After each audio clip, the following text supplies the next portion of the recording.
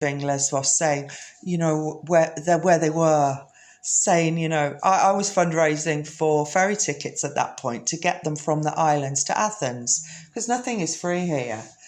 And they would message me saying, we're all here and safe, and when we've applied for asylum, and they've said, everything's looking good and we're in a home.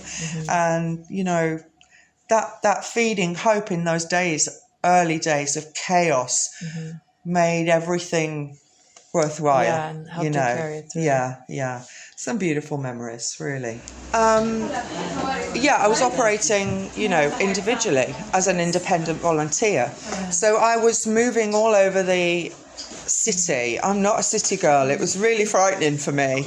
Metros and roads and crazy cars. Different alphabet, different language, navigate. And the GPS is not great because the internet's blocked by the huge buildings. We've been there. I can remember being in tears, not finding an address, and going home and giving up. And I'm not a person who gives up easily, But literally, I started looking for a small storage because I was using my bedroom to save all the things that people were sending me. People were sending Pampers and milk and food and children's clothes, and I was overgrowing my apartment with this stuff. And I looked and found this was advertised as storage, but when I came in to view it, it had actually been a cafe in history, but not used for some time.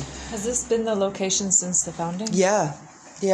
The first place I found, and it's a great place.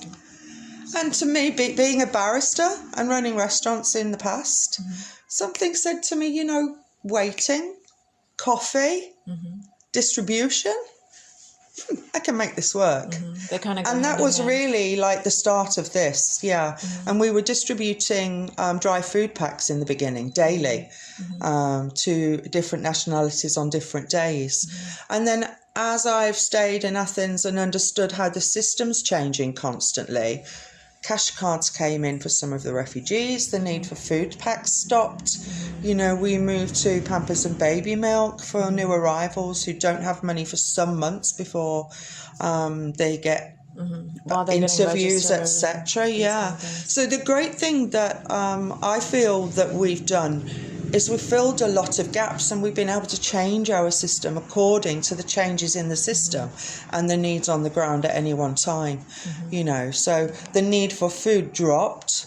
We had a huge cafe that was feeding 350 a day at one point.